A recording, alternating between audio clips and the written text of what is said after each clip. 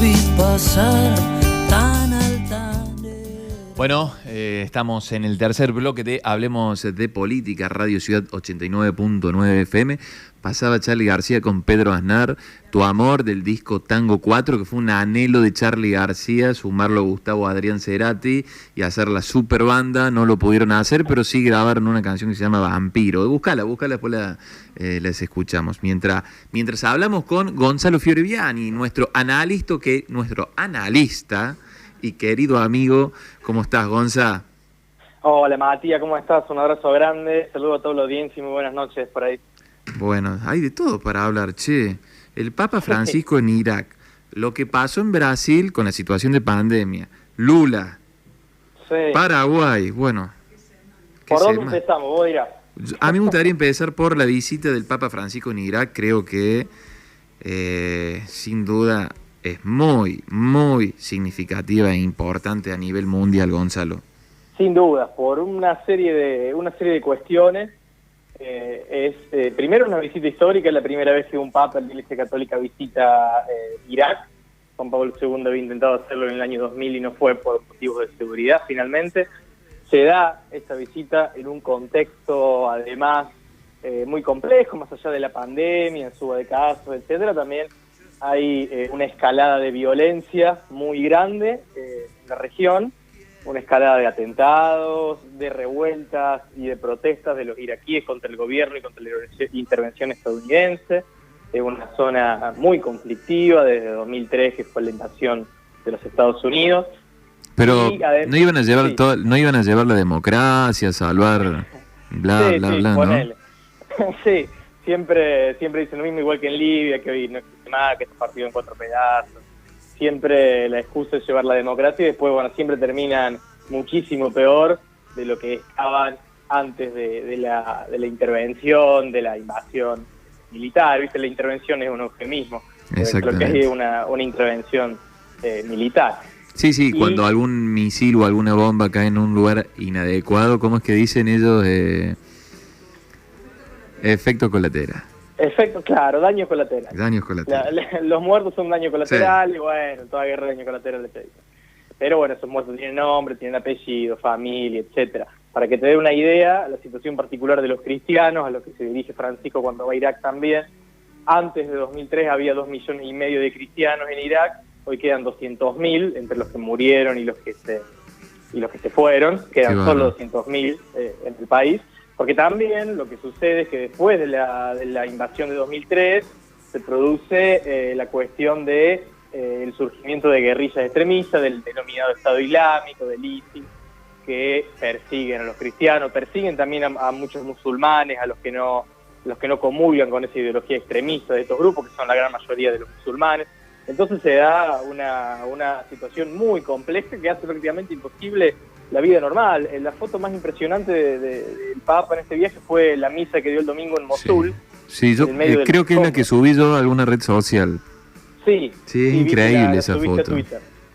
Sí, realmente increíble, porque bueno, es una ciudad completamente detonada, arrasada por la guerra, fue recuperada por el ejército iraquí del Estado Islámico. En esa ciudad fue donde el jefe del Estado Islámico declaró el califato hace un par de años, la había tomado completamente, había instaurado la ley islámica, había perseguido a musulmanes de otras ramas, a cristianos. Entonces, que el Papa dé una misa ahí tiene una significancia histórica realmente muy, muy, muy importante, y especialmente para la región, ¿no? Una de las regiones más sufridas del mundo. Sí, ni hablar, con donde está siempre Estados Unidos ahí llevando libertad y democracia. Exactamente. Gonza, bueno, te traslado ahora lo que pasó con Lula, qué increíble, ¿no? Realmente. Ayer no me acordaba, ¿cuántos años estuvo preso? Lula estuvo preso 18 meses. 18 meses, un año y meses. En ese momento le pasaron situaciones personales que no le permitieron ni hacer tipo de visitas. Bueno, y ahora aparece esto, no pudo ser candidato. Bueno, ¿cuáles son las repercusiones en Brasil? ¿Qué pasa ahora en Brasil? Bien, sí, hay que recordar, primero que nada, que en esos 18 meses él murió un nieto y el hermano y no lo dejaron asistir al entierro. que fue, bueno, de una bestialidad y un antihumanismo enorme, no dejarlo asistir al entierro de familiares tan cercanos, ¿no? Cuando él estuvo preso en tiempos de la dictadura, había perdido a la madre, e inclusive la dictadura militar brasileña le permitió asistir al entierro de la madre. Esta vez no fue el caso del hermano y del nieto, realmente muy terrible, muy terrible. Por otro lado, acá lo que veníamos diciendo, se trata de un claro caso de lawfare, de guerra judicial, es decir, coordinación del poder político, de un sector del poder judicial y de los medios para desprestigiar, para atacar a un dirigente político que no le pueden ganar de otra manera, para sacarlo del juego en las elecciones de 2018. Esto está claro que fue así. Y ahora que Lula puede volver a ser candidato, se abre una nueva situación política en Brasil, muy interesante, porque Bolsonaro está en el peor momento de popularidad con la pandemia, casi 2.000 muertos diarios, más de 60.000 contagiados, realmente una situación muy problemática que tenemos que prestar atención porque nos puede afectar a los argentinos por la cercanía con Brasil. Y en ese sentido Lula queda muy bien parado de cara a la conformación de un nuevo frente de izquierda, de centro-izquierda, de nacional y popular. Quizás él no lo lidere, quizás sí, habrá que ver si quiere ser candidato, si quiere hacer una jugada a lo Cristina, también podría pasar, pero se abre un panorama muy diferente al que era con Lula imposibilitado de jugar políticamente. Y con esta situación de crisis en Brasil, porque bueno, si Bolsonaro llevara bien las riendas del país, obviamente que no sería otro el panorama. ¿Cuántos años tiene Lula, Gonzalo? Lula tiene más de 70, no recuerdo la edad exacta ahora, pero Lula es bastante mayor que Cristina, por ejemplo. Por eso a lo mejor se especula de una jugada cristinista. Exacto, tiene 75 años, acá estoy confirmando. 75 años. Sí, entonces hay que ver, y también hay que ver personalmente con todo lo que le viene sucediendo, toda una vida de lucha, de pérdida, hay que ver qué tantas ganas tiene realmente de querer él encabezar una fórmula, un frente y ser 4 años nuevamente presidente.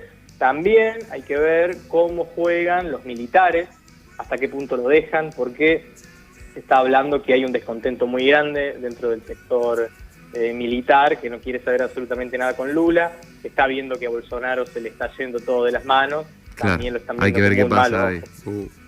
Exacto, puede haber novedades en los próximos meses quizás con el sector militar en Brasil, que se han representado en la figura del vicepresidente Hamilton Mourão, que lo viene viendo con muy malos ojos a todo lo que viene haciendo Bolsonaro, el manejo de la pandemia, las relaciones diplomáticas, la relación con Argentina, varias cuestiones que por supuesto no están cayendo nada bien, inclusive el mismo establishment brasileño.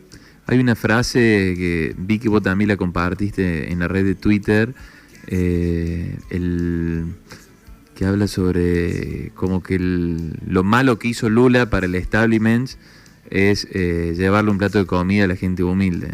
¿Cómo sintetiza lo que fue Lula o lo que es Lula en Brasil?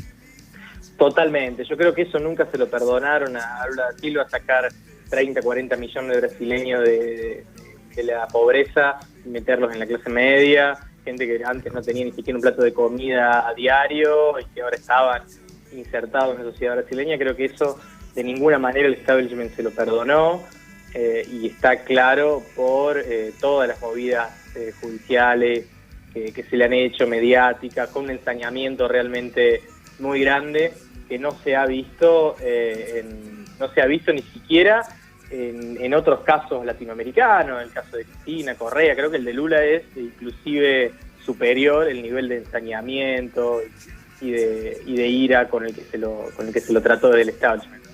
Así es. ¿Cuál es la realidad de Dilma a todo esto? Dilma está bastante alejada, si bien sigue trabajando en el Partido de los Trabajadores y de vez en cuando te aparece en algún acto, alguna entrevista en redes sociales, pero no está en ningún tipo de centralidad. Un perfil totalmente bajo. Sí, no suena como candidata a nada, tampoco tiene una gran imagen, claramente no tiene la misma imagen de Lula, por ejemplo. Claro.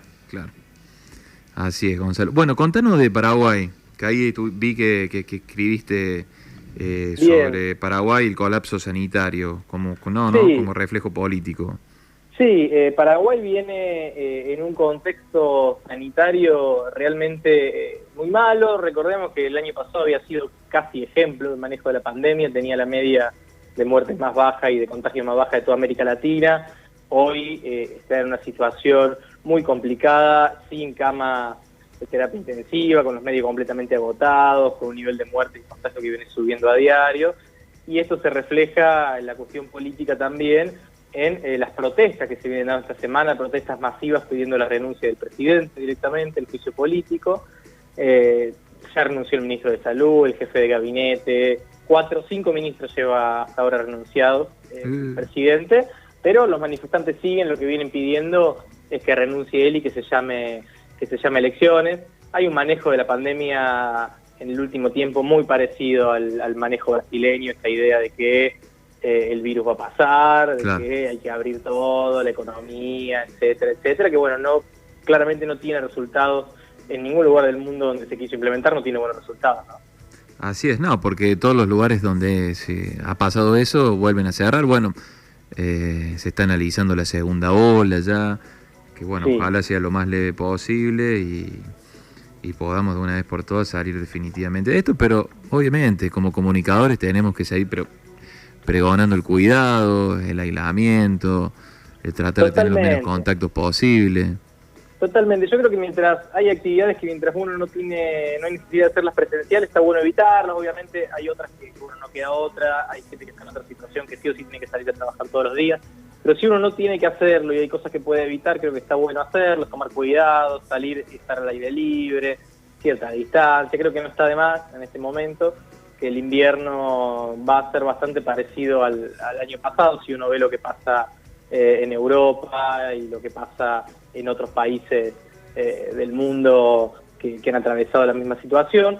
Y por otro lado, creo que también es muy preocupante ver lo que está pasando en los países vecinos, ¿no? Lo que está pasando en Brasil y en Paraguay, más específicamente, que de alguna manera va a repercutir acá, todas las nuevas cepas de Brasil, toda la cuestión de el colapso sanitario en Brasil. Eso de alguna manera, si el gobierno no toma medidas urgentes, como por ejemplo cerrar la frontera, que es lo que se viene hablando, puede llegar a repercutir acá. Chile en los próximos días va a cerrar todo tipo de fronteras con sus países vecinos, y Chile es el país que más vacunó de América Latina hasta ahora, como para que te dé una idea de Claro. la gravedad que se vislumbra, ¿no es cierto? Bueno, Gonzalo, como para ir cerrando, ¿seguiste el caso Sarlo? Sí, sí. Habla de la decadencia, ¿no? Sí, ¿no? Hoy lo hablamos por mensaje, los intelectuales argentinos, ¿no?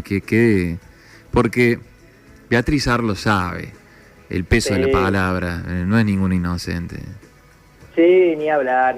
Y eso tampoco, yo leí en las redes sociales que se lo achacaban a la cuestión de la edad, que quizás, yo no creo que tenga que ver con la edad ni con ningún declive mental en ese sentido, sino que para mí hay mala intención, hay clara mala intención, porque uno sabe que no es lo mismo la trascendencia que va a tener cuando vos decís, me ofrecieron la vacuna por izquierda, que va a salir en tapa de todos lados, a la trascendencia que va a tener cuando vos después en tribunales decís, no debía haber dicho eso, me desdigo, ¿me entendés? Sí, ya está, Entonces, diríamos. claro, Sí. el daño está hecho. Eso. Entonces creo que hay ahí una mala intención clara, y también habla un poco, ¿no? Hay que ver también a qué le llamamos Sí, intelectuales en Argentina. sí, hay que analizar eso también, obviamente. Sí, Sarlo, Sebrelli, hay varios para elegir que tienen fama de intelectuales que bueno, no. Habría Parece que ver les quién queda le dio muy esa fama, pero bueno, la fama la tiene. Claro. Se hablan entre ellos. Julio Bárbaro también me suena. También, sí, que tienen fama de intelectual y se lo llama opinar. Yo la verdad no sé en razón de qué o con qué autoridad opinan de todos los temas. Creo que ahí tendríamos que darnos una revisión, ¿no? De quiénes son nuestros intelectuales. Así es, querido Gonzalo. Bueno, que tengas un gran fin de semana. Gracias por la comunicación y por ponernos al tanto de todo, ¿no? Igualmente, bueno, muchas gracias a ustedes por el espacio como siempre y nos estaremos escuchando el jueves que viene. Espero que hoy te pases alguna canción de Piazzolla. Sí, inauguramos con esa y nos vamos a ir con una de ellas. ¿Cuál querés escuchar? A ver. Hola, Gonza, al aire, te saludo. Hago esta irrupción porque recién dijiste algo que es importantísimo, más allá de los intelectuales a los que se convoca, también los medios, ¿no? Que Sí. convocan, y a quienes convocan también hay todo un análisis para hacer desde ese lugar. Y mientras haya clarines, habrá Beatriz Arlo para rato. Es así. Así es. Las respuestas le son absolutamente funcionales a la portada del día siguiente, es lo que necesitan. Totalmente, y el día que no esté más Beatriz Arlo inventarán a alguien. Seguramente aparecerá otro, seguramente. No sé si está ahí ya, porque la verdad es que siempre que uno lo escucha a Gonza se engancha con cosas, ¿no? Pero no sé si escuchaste la definición que hizo Patricia Bullrich hablando con Novarecio.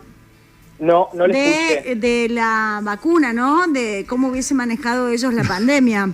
¿Qué dijo? Hablando de de que, bueno, que hay que pagarla la vacuna, que le den la posibilidad a los que pueden de pagarla sí. y los que no, bueno, Que que esperen. el Estado los asista.